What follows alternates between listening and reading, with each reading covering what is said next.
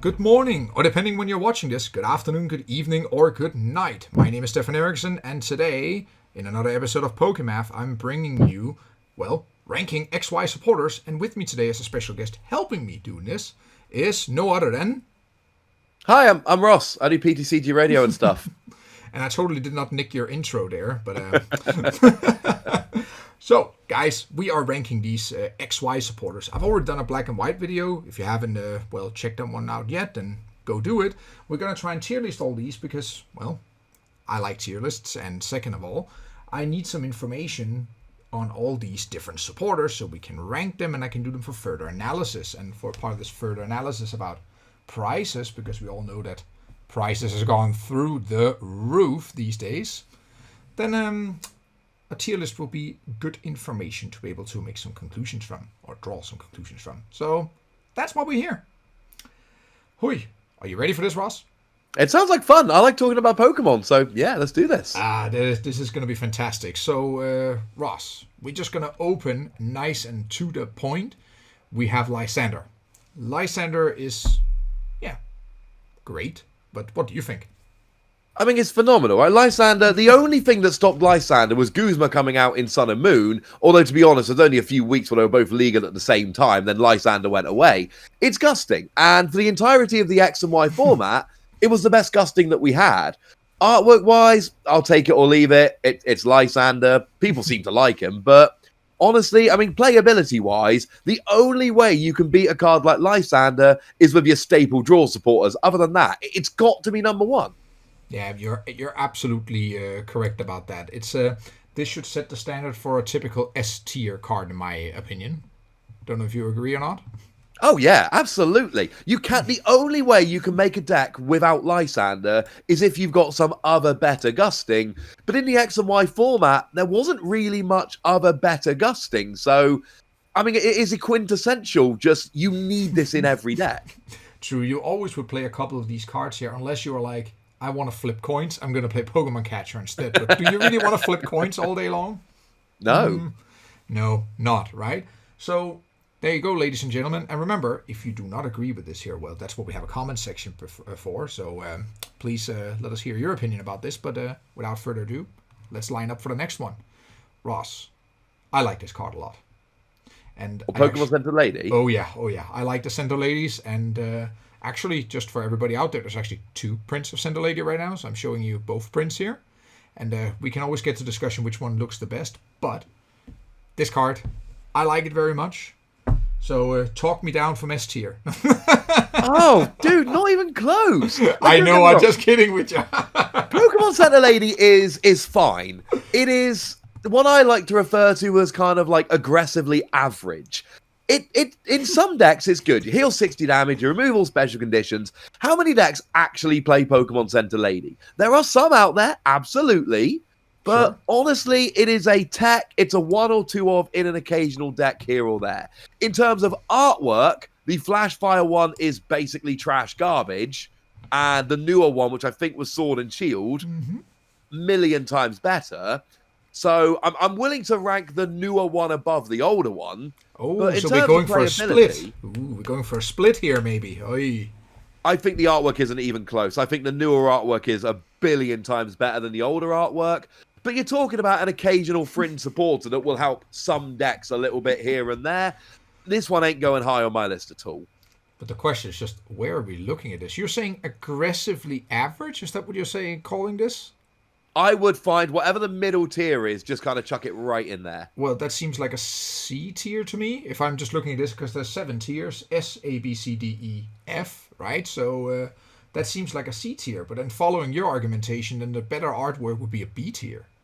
What do you think? Let's go the other way. Let's go better artwork C tier, worse artwork D tier, because then you've got artwork that I'm not fond of an aggressively average card. So I would go for the Sword and Shield as a C tier and the Flashfire as a D tier. So there you go, ladies and gentlemen. This is a proof that I'm actually listening to my guest in this show here. So here, let's remember that when we're going to argue about some even more hard choices later now in this show here. So that was Pokemon Center Lady. I like the card very much. I must say I'm heavily biased on Center Lady. All the games I've won on Center Lady, and For the old one, you know, the trashy artwork, I own every single language copy of that one. That was the first one I ever collected all languages of. Sorry. It just happened to be the easiest one to get, actually, and maybe there was a reason for that. So, what do we have? Oh, Fan Club. And again, this is with 2 prints. We got the old school print from Flashfire, I believe, and the newer print from Ultra Prism. Now, what about this, Ross? What about this basic search? I mean, in terms of basic search, again, the thing is, you and I have both been playing a very long time. You and I both played the entirety of the X and Y format. And when I say play, I mean heavily played many tournaments. We were out and about during this format. So we saw what was being played. And again, Fan Club for me is very much like Pokemon Center Lady. It was not a staple by any stretch of the imagination, but it wasn't a trash binder card either. There were a few decks here and there that really took advantage of this. And the fact that the cards went to your hand rather than your bench was huge. It meant you could search out things like Shaman and then play that to draw cards, which is one of the better uses of Fan Club. Get a basic you really want, add a Shaman, and then Shaman draws the cards. So that bumps it a little bit higher.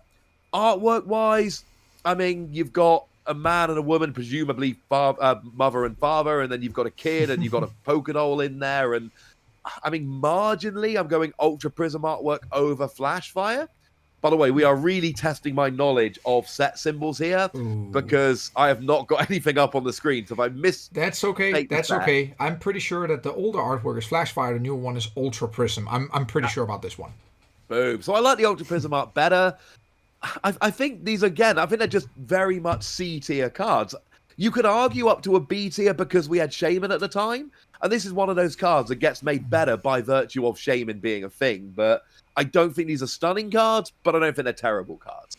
No, so to give my own input here, I wouldn't put this personally higher than a D tier for both of them even. Really?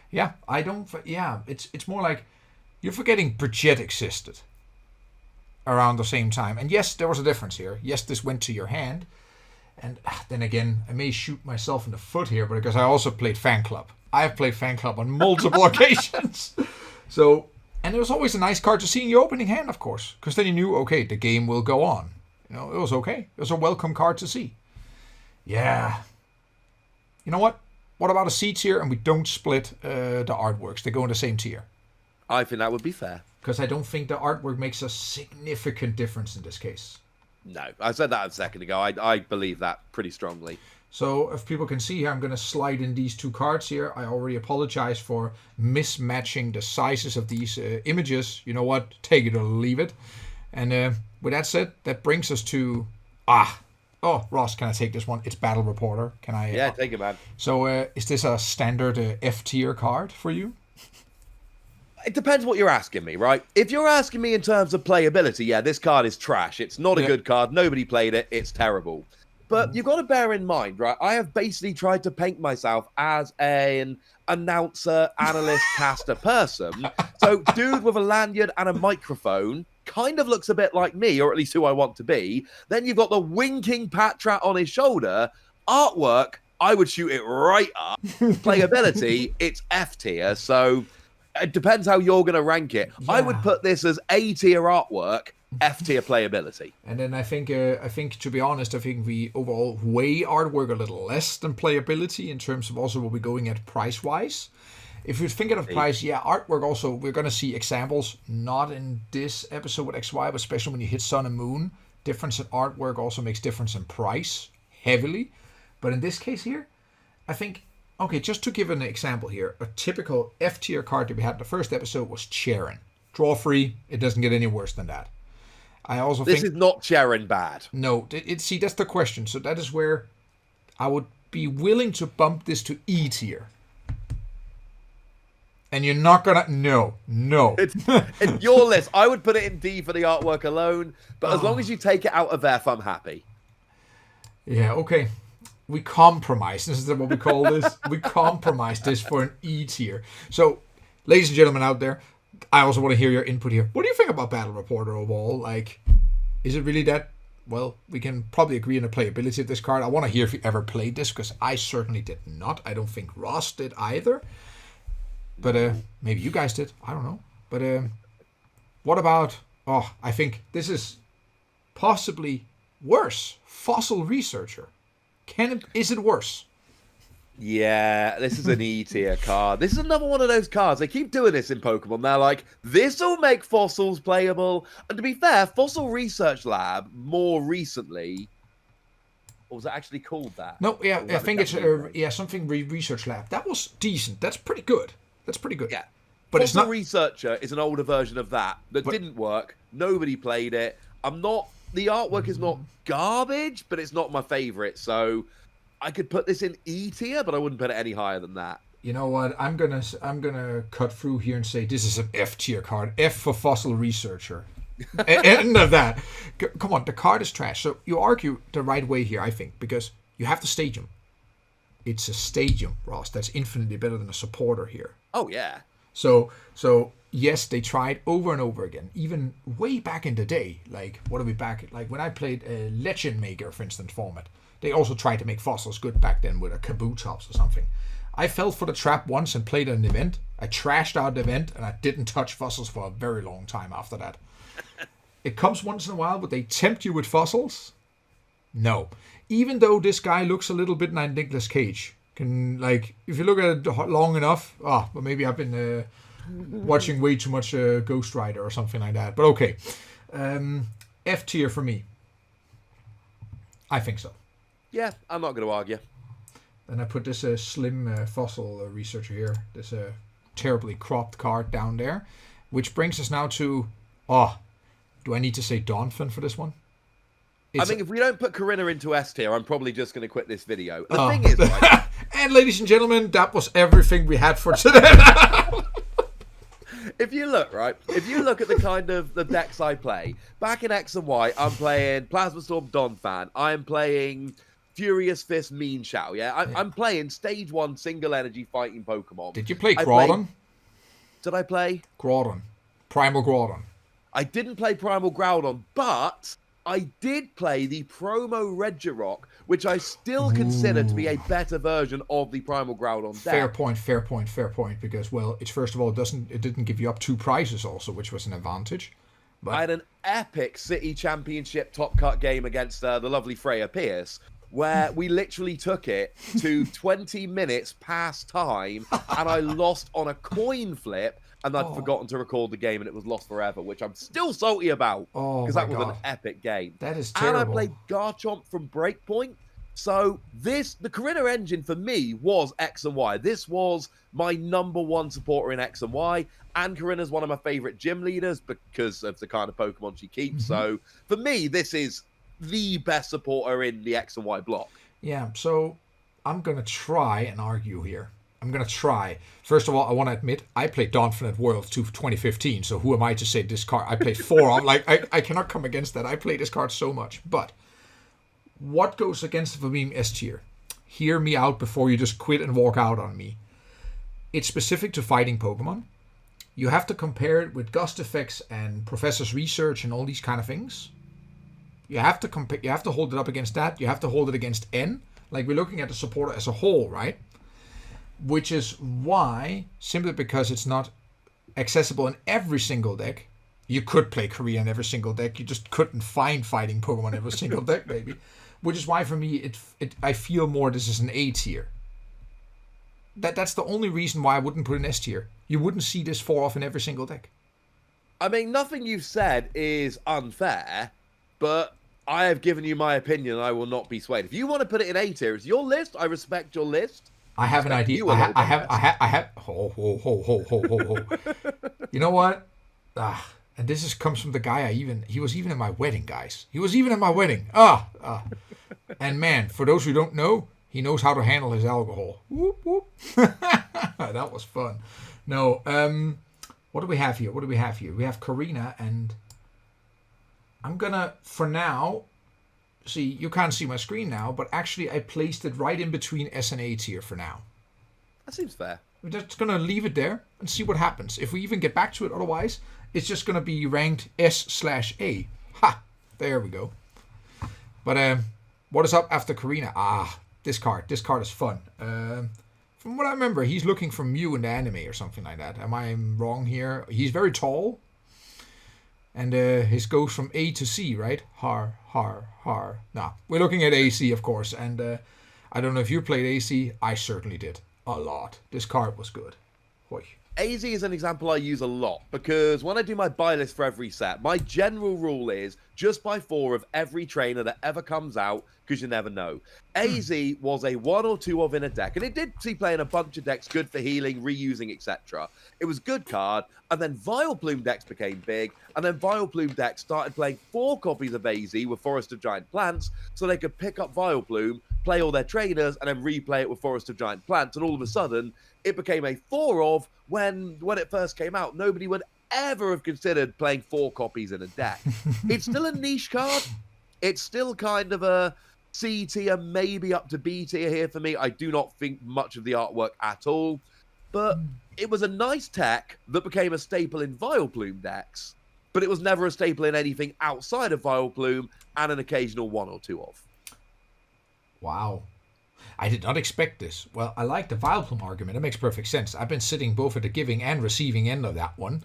And I was sitting here like, this is B tier at worst and possibly an A tier.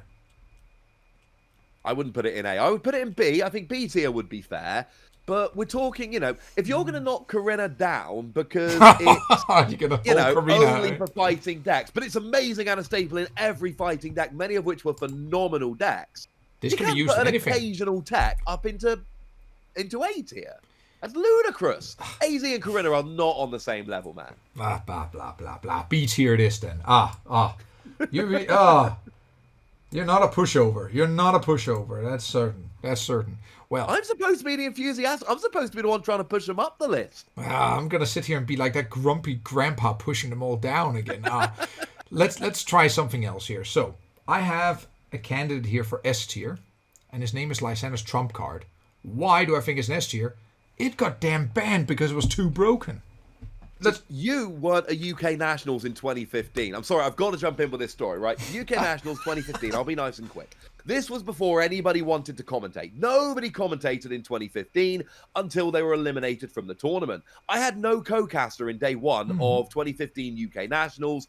Now, come day 2, everyone wants to join me. But in day 1, I was casting 9 rounds by myself. Oof. And the thing was, by the time US Nationals came along, we banned Lysander's Trump card because it was ridiculous.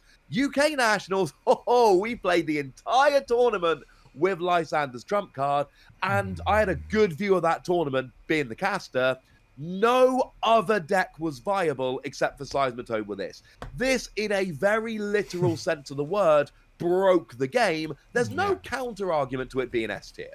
And I'm actually agreeing with this because I had the same. I was playing this exact card with Toad in the Dutch Nationals that year, and it was that deck or nothing. It was that deck or bust. Literally unbeatable. You could take a game from it, but it was going to win Nationals. There was no question. The question was just, did you want to play 2, 3, 4 in it? You wouldn't play 4, but you would always play this card. 100%. This card was... Oh, yeah. Yeah, but this was the standard... This was like... Wasn't it the first card to be banned, or am I wrong? It was the first card to be banned in Standard in a very long time. Yeah, and then... It might have been the first ban, to be honest with you. No, it was huge news at the time. Because they banned it in Japan, and then the question was, is it going to come over here? Yeah, but I don't think it was the first ban card ever. Maybe under Pokemon Company, because at Wizard of the Coast, I think they banned a Weavile back in the day. Correct me if I'm wrong. Weavile, Slowking, there were a few. Yeah, so they're also known for banning more Wizard of the Coast. That's one thing I learned, but for Pokemon, I think Lysander's Trump card was the first one, yeah. I think it was. And, let's not talk more about this. Let's talk more about Cirrosic. And, it came in the same deck. You would play Cirrosic in your Toad deck as well. It was a good way to remove opposing double colorless energies and these kind of things. But what do you think? I see this as a little tiny bit above AZ. I see it as the same kind of card, but a little bit better. You're not talking a staple, you're talking attack. The thing with Xerosic for me was that if you're talking decks like Seismitoad, which were absolutely over the top huge in the X and Y format, you had to play 1 or 2 of these. So whereas AZ was kind of a nice tech in a bunch of decks, Xerosic was a necessary tech, I think, in a larger number of decks, if that makes sense. Because, if you're playing Seismitoad in the mirror match, if you can get rid of a double colorless and your opponent takes a turn or two to get it back, that's pretty much game. Yeah, then you win. That's how you win the mirror, right? You would run them out of DC and hopefully they wouldn't hit the next one. So no, this one, for me, this is kind of straddling A and B tier. But then we should make a difference here and call it an A tier, in my opinion. I'm happy to go with that. Also because, it's more... I played a lot of Stall or Waylord or these kind of things, fun decks. And this card was just really good. It could really give you control of the game pace. It could really just slow down the game. So you're bumping up Zerosic because you liked playing control decks, but I can't put Corinna in S tier because I only played fighting decks. Blah, blah, blah. Hey. I did play Dawnfinite Worlds. I'm just going to say that. It was okay, and the Worlds went brilliant, by the way. Until I met I played against Krasinski on table 1, and then it went all downhill from there. And then that was a good show. And then I just I got destroyed by Toad Garb. I got smacked to oblivion. Okay, never mind. We're trying again another time.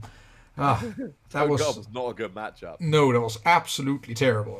You only win if they either played bad, and you could imagine he did not play bad, or they drew terribly, and he did not drew terribly. So that game was over. Which brings us to another card, and this card won Worlds also. He didn't get banned, but he won Worlds in 2015 actually. Archie. Well, I think we should look at Archies and Maxies together. Now, a bit of a side note here. I have a son that I called Archie, so that, shall we say, does inform my opinion somewhat. I think these are both S tier cards. And I know, I am the overly enthusiastic, every card is great dude. But Archie's Ace in the Hole gave us one of the very best decks for years in Blastoise Caldeo that did go and win Worlds in 2015. And then Maxi's was so good it had to be banned because with cards like Archeops and Kabutops, it was just broken. They let you cheat stage 2s out far too quickly. So we got a pair of cards, one of which won Worlds and gave us one of the best decks in the format for a while, and another one of which got banned for literally breaking the format. I mean, I know they're not necessarily staple cards in every deck, but if you're looking for impactful cards, Archies and Maxies, you can't really beat them. No, and you're right. You're right. We haven't seen this effect for a while until recently. Just a set that was just released essentially have similar cards like these. Mustard. Yeah, Mustard, which I still to this day, I think, when I read it, mustard, that's things you put on your sandwich or something like that. I don't know. It is. Indeed, but then, there's many uses for this. This English language keeps tricking me, but okay. I'm not going to argue against this. This is obvious S tier. I was actually afraid you're not going to give them S tier, and then we would have an argument. But I'm glad we agree on this. So, ladies and gentlemen, this was both Archies and Maxies, and these cards were great. Fantastic. Can't argue against it. And now, Ross, what do you think about wearing shorts and a lab coat? I'm not a fan. Quite frankly, I'm not a particular fan. Unless it's one of those World lab coats with the World's logo on, then we can talk. Okay, that's the way you can do it. Otherwise, just a service announcement. Everybody out there, do not wear this. Do not go to your local park with this. Not a good idea. You'll probably be picked up by the authorities. So leave this for World staff occasionally. Apparently, that's what Ross seems to be okay, or just for Professor Birch's observations to do this. Okay, just leave it be with that. But fun note about this card. I don't rate Professor Birch particularly highly at all. Now, I know a bunch of people played it. I know it's all playing a bunch of decks, but it's a coin flip, and it's one of those heads, it's great. Tails, it's really underwhelming, but it's your only supporter for the turn. The artwork it's either not particularly good or it's creepy, depending on what he's observing. Yeah, okay, fine. It's just a fairly underwhelming card. I mean, for me, I would put this down in D tier, and it might be one that some people want to argue up, but no, we had so many better draw options in the X and Y block that I'm just not a fan. Actually, I've never ever played this card. I agree. Well, I first want to say I did play this card because there was a brief moment around Primal Clash, I believe. There was no better option. It was this or Shauna. Play Shauna every time. Oh, stop it. No. I'm going to take this to everybody here. statistically speaking, Birch is better because the average is 5.5, not 5 with Shauna. So, sip. I'm aware of this, and I still pick Shauna. And I did at the time. I picked Shauna every single time. I pick Birch every single time. And then, you know, guys, everybody out there who's listening to this, watching this, want to hear your opinion. Did you play Shauna or did you play Birch? Please let us know. Like, I want this settled. Maybe we should cast a poll. Ross, what do you think? We should just cast a poll. What did you play? Polls good. Polls are good, yeah. So we can do this afterwards. People would see the result and we can, link the result below, or people can come with arguments. I want to hear this. This is I played Birch, you played Shauna. Let's just stick it with that, okay? Do it. Here we got a card which I think is good. And you can be enthusiastic about it as well, but this was a great comeback card. Oh yeah, Great. Teammates was amazing. Teammates Great. was the reason slower decks worked. I mean, if you look at decks like Vileplume that really did show up in the format, this was absolutely amazing. It did cause some issues. There was a few times on stream, on official Pokemon streams, I referred to this as twins, not teammates. But if you're playing a slower deck or a deck where you go behind, this was a phenomenal card. We could have a completely different discussion whether this was better or not than twins, because they worked similar, but still they had a slight difference in terms of, one worked when you're just behind and one only worked when you just had a knockout against you, right? So that was the difference. So in this case, this one is the one with the knockout, yeah? And that means you could actually be in front already. In the game, you could have a brilliant start. Then you can get a knockout and you're still way ahead, but then you could still play teammates. Which just would crush your opponent. Yep. In other cases, you couldn't play twins, for instance, because you were ahead, right? So that's the key difference between the two. It's a great card. It's a great card, and for me, it's nothing less than an A tier. I think A tier is that. I don't think it's quite S tier because there were just, even in decks where you played it, there were just too many situations where it didn't always work. But this is an A tier, definitely leaning up to S tier for me. Yeah, but that's fine. We can argue. This is easy. Now, can we just have this with every supporter like this? Just agree and then call it a day. That would be nice. Now we're doing well here. And now, this guy. I've been looking forward to this.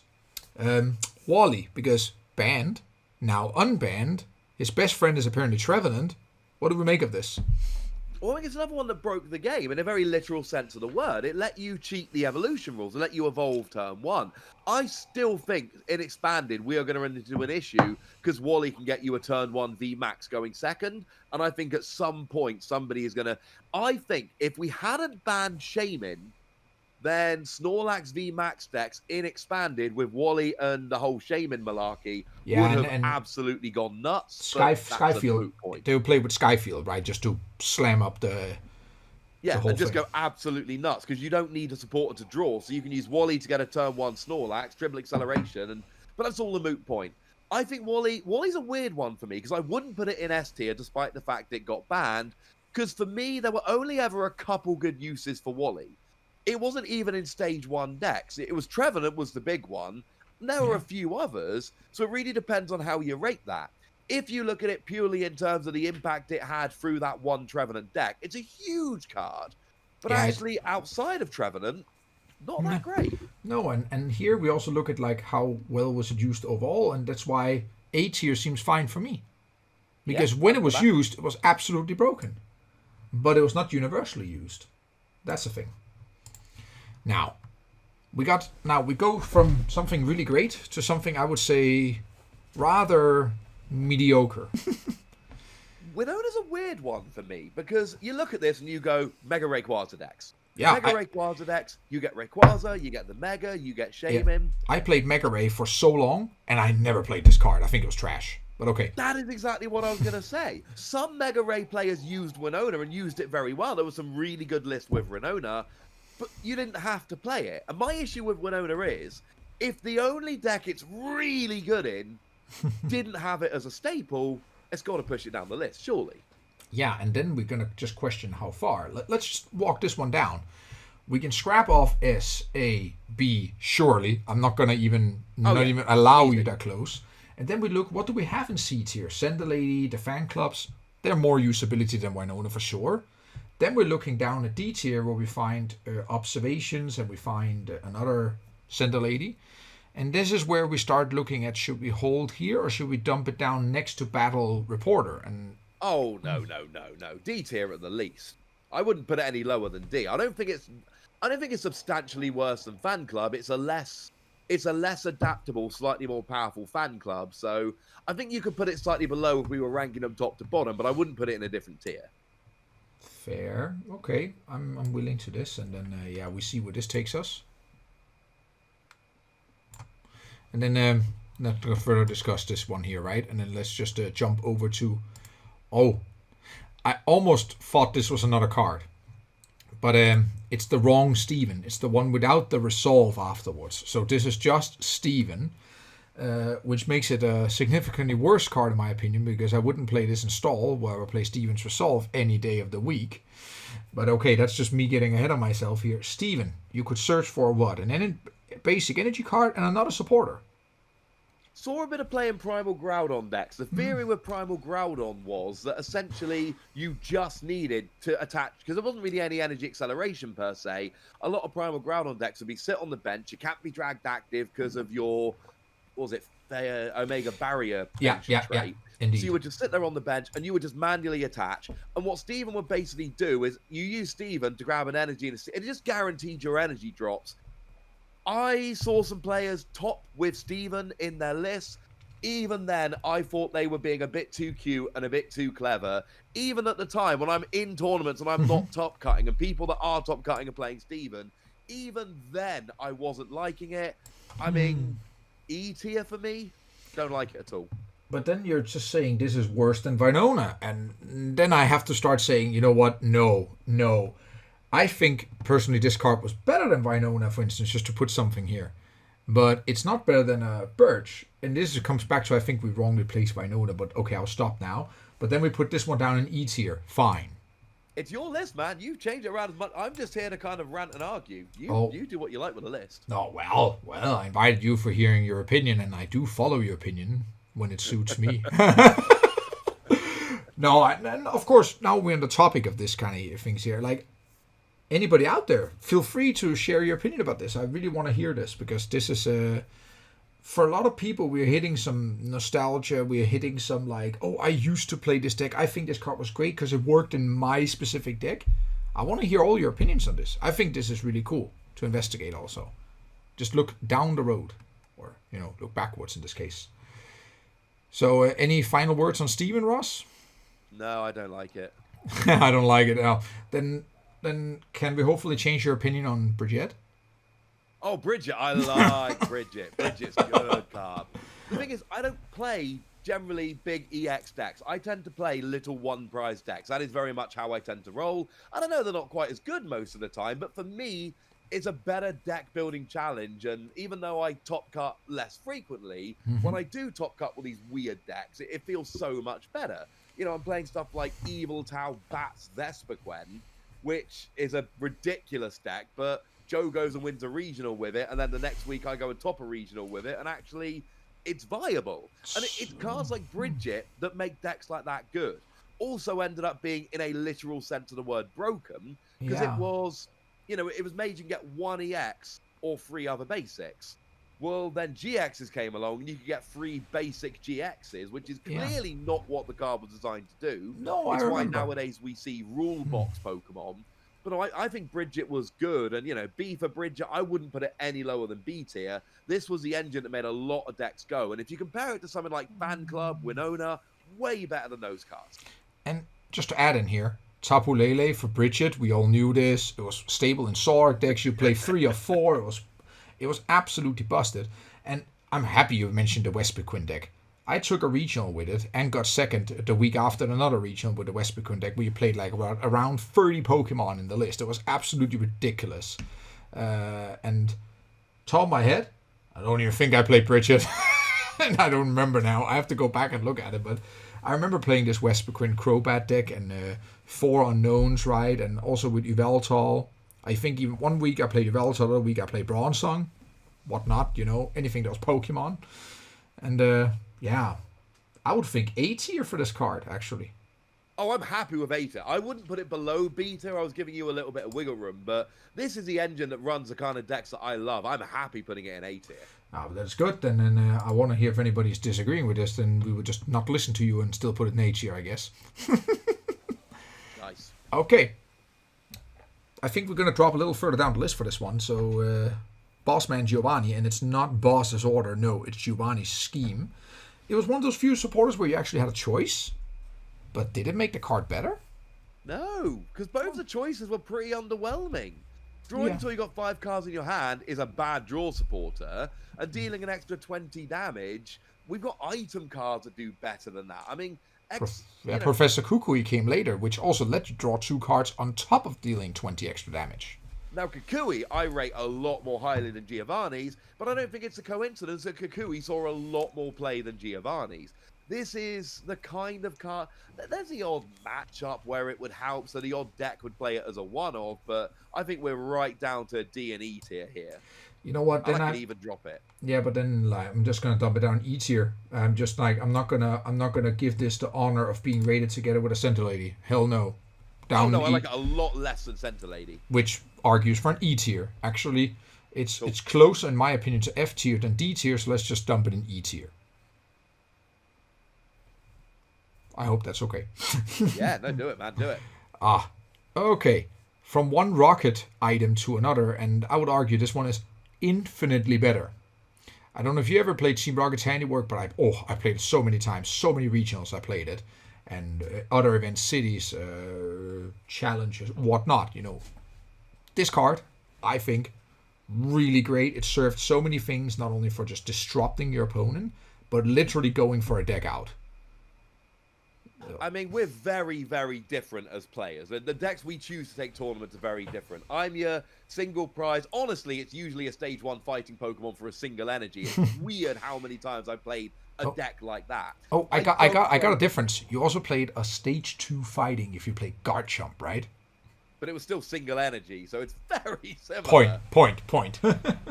I did well with that Garchomp deck. People thought it was trash, and then I'd beat like these legitimate decks, and they'd be like, "But Garchomp's trash." I was like, "Yeah, it is." I don't play control deck. I hate this card. I despise this card, but I despise it because I don't play control decks, and I lost game after game to heads after heads. So I don't really have an opinion on how good this card is. As a control card, I think you are by far the better person to judge this card. I'm just saying I hate it, and I wouldn't put it in F tier. I would burn it. Oh, wow. Okay, so here's my argumentation. We're not just saying I hate it. So normally when you played a control matchup, this one served, well, it was a good card to disrupt and gain and take away resources, right? But even more importantly, when you, after a long time, because you played long dragged out games with stall or control or whatnot, right? You sometimes need to speed up your win condition. Then this card was the best way to speed up in terms of your opponent not slow playing you out for a tie or something.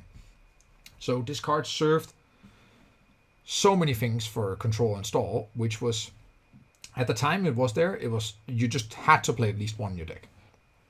No, I don't think you would play more.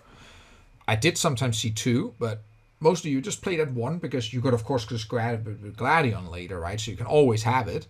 But this card it just made you win on time. Otherwise, you often could not just win on time because your opponent could literally just slow play you to death. And that's why, no, I'm not going to burn it. No, I'm not going to F tier it. I'm also not going to S tier it, even though I really wanted to. But I think I'm going to B tier this one. Yeah, simply because of the usability for this particular type of decks. And yeah, B tier for me. And yeah, I hope everybody out there could agree with this. I want to hear your argumentations, but I think B tier seems good. The artwork is also not terrible. The artwork is quite, The artwork's pretty cool. Yeah, indeed. So that should be a plus. And see, even something positive about this card coming from Ross, that says something, right? Then this card has been, the next one here has been the object of, or the target of, or the source of many memes on Burbank and these kind of things, or people misreading how this actually worked. Oh, can I just ranger this, or can I ranger that, or whatnot? Yeah. I think I played Ranger maybe once or twice in my decks. I never played them too much. I know the card was good for specific situations, but that was the thing. It was very specific situations. Even in the decks you played it, you would drop it like one every 4 or 5 games and actually get some use for it. It was a card, like you say, it was good for memes and it was good for things like that. But really, when you actually come down to how often you put it in a deck and how often it won you games, and bearing in mind, the whole point of Ranger is it is a game-winning card. Yeah. It's not a tempo card. It's not a setup card. It is a game-winning card. It is this will stop something which blocks me. The entire point of this card is you're blocking me, I remove that block, and then I can win the game. For a card which is supposed to do that, it didn't do it very often. No, but when it did, you just would extend your hand for a handshake, right? It's kind of how this one turned out sometimes, right? They would block you, you would play it, and they'll go like, okay, next game. B or C tier. Yeah. None higher or lower than that, I think. I think it's fine. Yeah, it's not a bad card, but C tier seems okay to me. Yeah, the amount of memes do not reflect how good it actually was. I think we can do the next one pretty quickly, though. Oh, the next one is, let me see. Oh, yeah, okay. So I'm just going to, stop discussion there, put it up in S tier, and we're not going to debate this any further, because I can already say, we already saw Juniper in the first episode here, and I have an idea when we get around to other Professor Research card. These are automatic S tier. Come on. Discard hand, draw 7. They don't come any better. 4 of staple in every deck. If a card is being played as a 4 of in almost every deck, it's S tier, no question. Yeah, so no further discussion there. I would love to hear any arguments against this. There is no argument against it. Any argument against it is silly. Ooh. You heard it there, folks. You heard it. But I would still love to. So, the next one here, there's 2 versions. There's one as a normal Brock, and then there's the Super Saiyan Brock. Right? That's kind of what I came to know. Like, he looks like he's transforming to Super Brock, essentially, right? That's what he's going for. And here I would certainly say the second one is a better artwork. I prefer. Oh, come on! I don't like this. No, I prefer the second artwork 100% over the first one. Disagree entirely. I love that he's kind of chilling in a forest. You've got all the beams of light coming down. It looks very serene and calm and peaceful. And also, it looks like an old school Pokemon card, and I love me some old school Pokemon cards. You're such an Evolutions fan. Evolutions over Team Up every time. In terms of the card, I've been playing a lot of Excadrill since Cosmic Eclipse came out. And this is Wait. Is that a stage 1 fighting with a single attachment? It is, in fact, a stage 1 fighting Pokemon that attacks for a single energy. And Brock's Grit is a staple in there. Now, it's not just for Excadrill. Again, this is not a staple card. It is not going in every deck, and even in the decks where it does go, it tends to be a one-off. A lot of Pokemon cards don't play Pokemon Recovery, especially, pretty much from Black and White or really Next Destiny's on. Yeah. We've had EXs, GXs, Vs, VMAXs, multiple prize Pokemon, and when your main Pokemon is giving up 2 or 3 prizes, Recovery becomes a lot less relevant, because if you're using single prizes, you need 6 of them. If you're using 2 prizes, you need 3 of them. So you don't play as much Pokemon Recovery. You're also forgetting you're forgetting a small thing. Go for it. You had cards like, say, Ordinary Rod around also. That was not a supporter. I was getting there. That's kind of my point. A lot of decks don't play Recovery. We've had decent item recovery. So a supporter recovery is, it's a niche within a niche, so to speak. I still think it's straddling B and C tier here, because it is a really good card. For what it does, it is great. But most decks just don't need something like this nowadays. Or even back in X and Y when this first came out. No, and for that alone, I will C tier both of them. I'm not going to go in and downgrade or upgrade one other. I still have a firm belief I like his more Brock's going to rumble. The whole thing here, I'll prefer that over this calm, serene thing. No. We're there to, kick some ass. So we're going to Brock's Grid for the Super Saiyan mode any day of the week. But okay. That finishes Brock, and now we go to, of course, another Evolutions card. Take it away, Ross. So Misty is one of my favorite gym leaders. You basically got Misty, Corinna, B. I don't think I'm missing them. They're like my favorite gym leaders. And I think they're cool. I see a theme. I see a theme here. Weirdly, no. That is not for it. I like fighting because of the TCG, and the reason I liked Misty as a kid was I grew up next to the sea, next to the water. So when I'm watching the anime and you've got this water Pokemon trainer and I'm walking past the beach and the sea every day, I'm like, Misty must be cool because she has water Pokemon and I've lived near the sea. Nowadays, I play fighting decks, and if you're going to play fighting decks, being Corinna, they are going to be your favorites. So weirdly, there is no correlation there. They are just random. But anyway, that's beside the point. Misty's determination is weird. We mentioned Vespiquen a minute ago. Reigning UK national champion, Tamau Cameron, okay, won it in 2016, but we haven't had one since.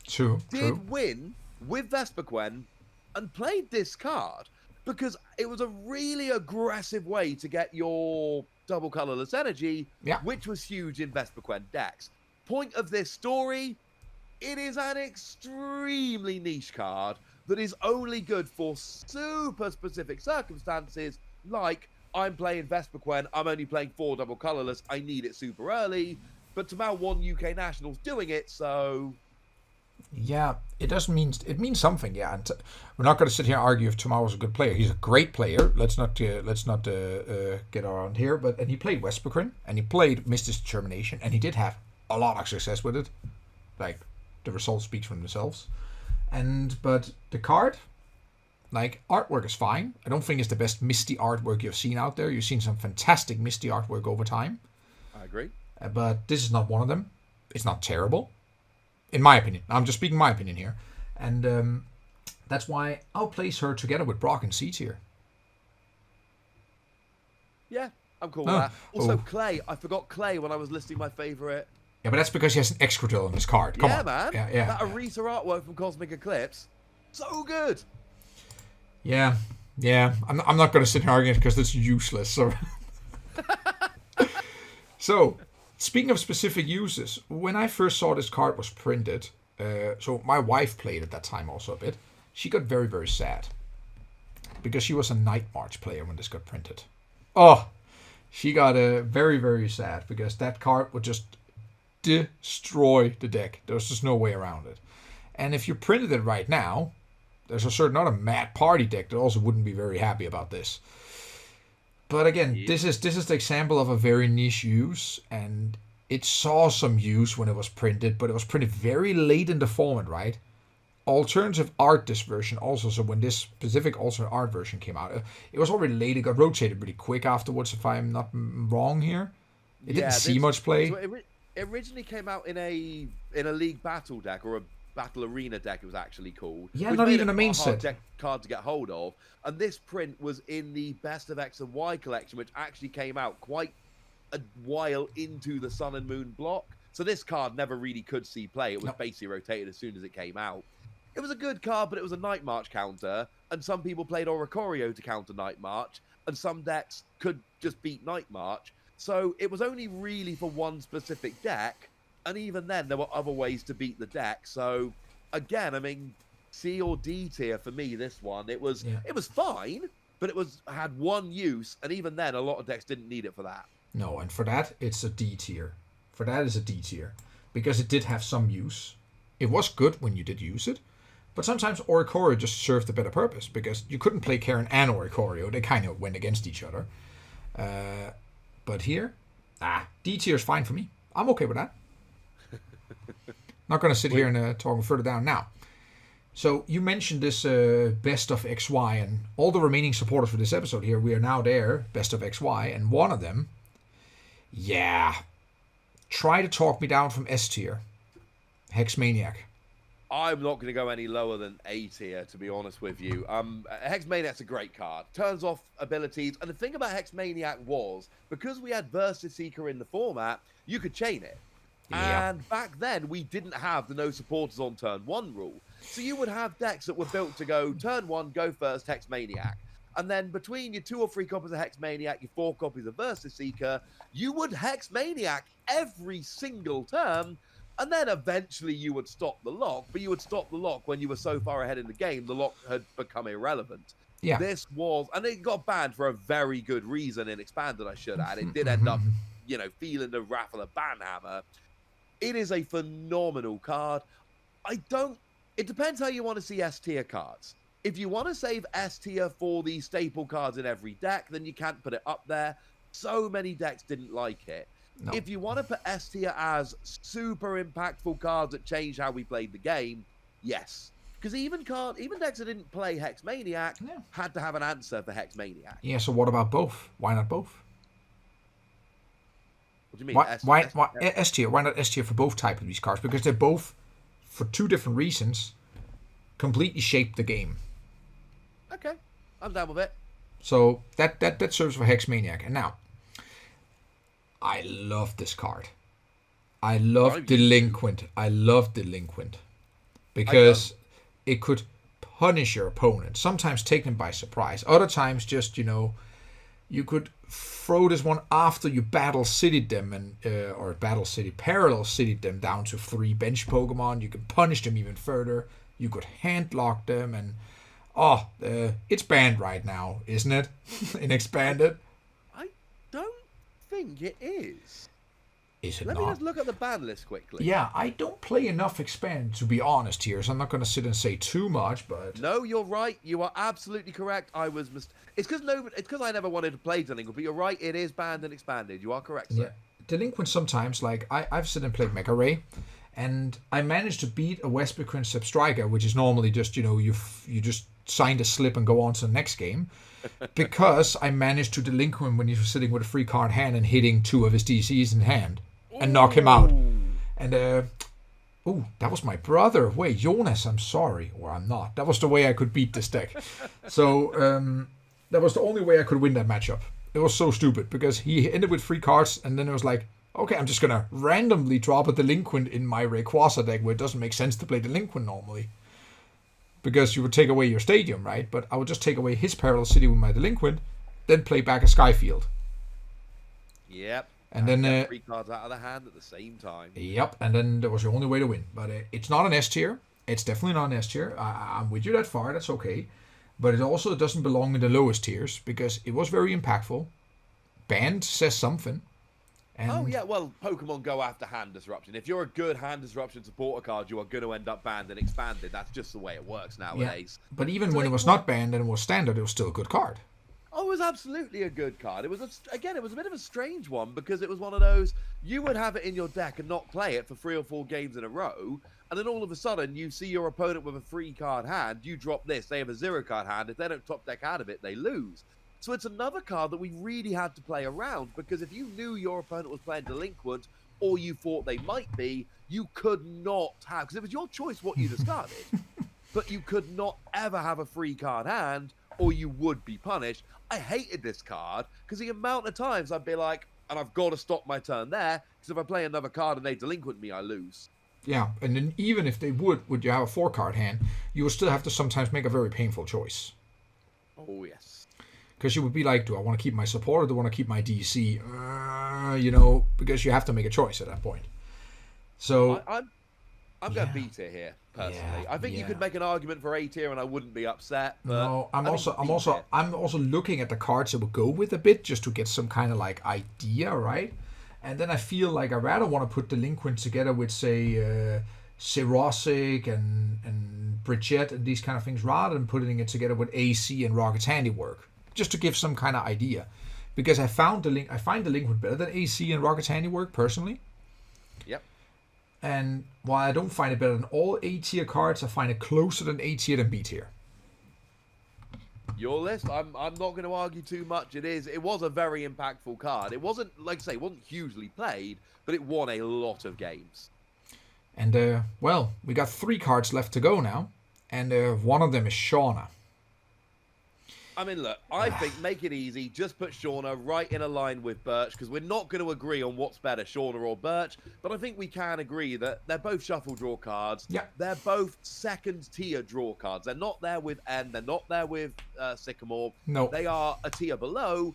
And really, you would choose between Shauna and Birch. So, which you guys out there, we should make this poll, because we need to agree on it. We need to find some kind of like, which one was better. I want to know this. But okay, not going to discuss it further. I dumped it in D tier together with Birch. I have to share one story very quickly, and that is, I was playing Skylar in a deck once, and I'm at this little tournament, like a little Battle Roads or League Challenge, whatever it was called at the point in time. and I drew a Shauna. I top-decked a Shauna, which was weird because Shauna wasn't in the format at the time. I put it in my deck instead of a Skylar because they're both female gym leadery types that begin with S. So I drew it, and I said to my opponent, I'm like, mate, I'm going to be honest with you. I just drew a Shauna. We both know Shauna's not in format right now. We both know that's meant to be a Skylar. And they were like, yeah, that's fine, just play as a Skylar. We're cool. Change it after the game. Cool. So I did. We finished the game. And then I see them off to the side talking to a judge. And then 10 minutes later, the judge is just like, oh, your opponent's just coming out of word to me. I'm like, yeah, I had a Shauna in my deck. I was like, but in the game, I said, do you want to call the judge? And they were like, nah, don't worry about it, man. Did you win the game, Ross? Shockingly enough, yes, I did win the game. The case of salty opponent. But at the time, I was like, mate, I messed up. I put the wrong card in my deck. Should we call the judge? And they were like, don't worry about it. Honest mistake. I changed the card. And look, we know we should have called a judge, and I was 100% in the wrong. But I don't like it when my opponent says, it's not a problem, just change it, we'll pretend it never happened. No. And then goes and tells on me between rounds. A side note, I voluntarily took a game loss because I don't want to be a bad person, when in reality, I shouldn't have had a game loss because the game was concluded, and they can't really give me a game loss after the conclusion of the game. But I wouldn't start and argue what they could be or not, but I do agree with you. It sounds a little, just like, had he won, for instance, he would probably never have said anything. It was mean-spirited. I didn't appreciate it. No. Okay, no. Blacksmith. Yeah. Love the artwork. Let's go on. Blacksmith, you love the artwork. I know the card was good. Like, it was... How do I not have this artwork? How did I never buy this? I love it. You can still buy it, It still exists. I'm sure it's super... In fact, I'm going to eBay this right now. You can also card market, Poke card market, hello. I can't remember my login for card market. But you can still search it, the card is good. The card it wasn't amazing. It's not Welder, all right? It is not Oh, you can get it for 20 quid. It's not Welder. It's never going to be Welder. I accept that. But I still think it's a solid B tier card. Because actually, there were some really good decks, like Turtonator, like Flareon, etc., that actually really did make good use of this card. I have some story here as well, also, because, like I said, my wife used to play. She plays once in a while. But there was a deck, her pet deck of hers. She played at a regional tournament once because she just borrowed a deck from one of our friends, Søren Neumann, if you know him. And he was like, oh, I got a deck here for you. It's just a fun deck I built together, but it plays 4 Blacksmith and 4 Charizards. The basic Charizard with a... what is it even called in English? Because in German it's Brandbombe. But the German card, there was one German, there was a French, there was English. And she played that because nobody knew kind of what was going on here. It's just a joke deck, and she actually did fairly well with this. Because she would be like, okay, Blacksmith, boom, and people would be like, what just happened here? And she played for a couple of events. She really liked the card, and I still think we have some Blacksmiths around. I, of course, have the full art because for my own collection, but the card is... Yeah, I thought... I know it's good. It's really good. But I'm happy you say B tier, because I was afraid I was going to talk you down from A tier. But B tier for Blacksmith, perfectly fine. I'm looking on eBay, and the ones that are describing it as mint are not even close to mint. They are damaged on the back, man. But people's opinion about mint... I've also seen somebody put a card up and say, it's near mint, and it was like... It was just... How? Sometimes yeah, B tier seems good to me. And then we are arrived at the final card for today, which is Team Flare Grunt. I miss it. I'm assuming you like this card? Oh, I love it. I love it. I adore it. I pray to Flare Grunt. Simply it was that card was like, I played Sylveon with it, you played Toad with it, you played insert stall deck, control deck with it. It was the card was brilliant. I even played when I played Wobbuffet Break. This was just 4 off or something in the deck. It was epic to play. I had such a great time with this card. There was nothing better than just Flare Grunt, over Flare Grunt. Wait, I got another one. Flare Grunt. Puzzles of Time, Flare Grunt. Keep going. I hated it so much. Having said that, I largely played single energy decks, so I didn't get burned by this as much as a lot of people did, because I do tend to go towards single energy decks. But make no mistake about it, this was a card I was not a fan of at all. So, is this card better than Cirrosic, for instance? Because... Oh, yeah. Easy. Yeah. Very much so. Because Still Sarosic a lot could more target play, everywhere. a lot more impact. Sure, Sarosic could target everywhere, and it was only for special energy, but Flare Grunt just took 8 energy off your opponent's active. Yeah, if you look at how much it was played and how much of an impact it had in the format, Sarosic was a good card, don't get me wrong, it saw a bunch of play, but I mean, if you put them side by side, if you ask all the people that were playing at the time, I can't imagine many people would put Sarosic above Flare Grunt. So, that means that Flare Grunt is possibly S tier. Really? You have Sarosic in A tier. You put it there. You put it there. Well, you didn't stop me from putting it there. Okay. Let me flip it around. It's high A tier, low S tier. It's definitely above Xerosic, but I don't know exactly where you would put it, if that makes sense. I could see it in S tier, but it seems a little bit low. I could see it in A tier. So S tier seems a bit high. A tier it is better than a lot of the other cards in A tier. But if you're not putting Corinna in S tier, you're gonna hold. Yeah. You know what? Sometimes I should gather all these doubts and we should just vote. Like just put it on the public and say like, oh guys, we cannot agree. Is Corinna S or A tier? Is Flare Grunt S or A tier? We all know Birch is better, but we need to show Ross that Birch is better than Shauna, so let's put it for a vote. All these kind of things. You just have some polls about this. That'll be fun. Yeah, do it. Let's argue, but nicely. Respectfully. Of course, we have to be nice. We should be nice. You should treat other people the way you want to be treated yourself. And then we can leave that up for how you want that. But okay. Ross, that concludes the list for today. That was all XY supporters. Which, let me be quick here. XY, if it wasn't reprinted, because you may notice that we covered all these best of XY, and we knew there was an N in there as well. But N got covered in a Black and White episode because, well, it was a reprint of the Black and White N, right? So I covered that one over in the Black and White episode. So that's why you may be missing that one. Seems fair. Yeah. And, well, I'm really, really happy you took the time for this one. I think it was super fun. I hope you enjoyed it. Hope it's a nice discussion. Thanks for having me, man. I'm talking Pokemon cards with a mate. I like talking Pokemon cards. It's kind of my thing. Yeah, well, I haven't even noticed. Oh, no, I don't notice it. No. Again, thank you so much for your time. And for everybody who followed out there, well, we want to hear your opinion. Like, especially I would like to hear, like, do you agree with this tier list? Like, tell me what you feel. And then hopefully I can make some good analysis with this later here. But without further ado, and, well, we come to the end of this episode. This was another episode of Pokémath. I was joined today by the lovely Ross from PTCGradio. Go and check it out. I know a lot of you already have. It's a fantastic channel. If you want your news, that's where you go. But yeah, I hope you enjoyed today's episode of Pokémath. My name is Stefan Eriksson, and until next time.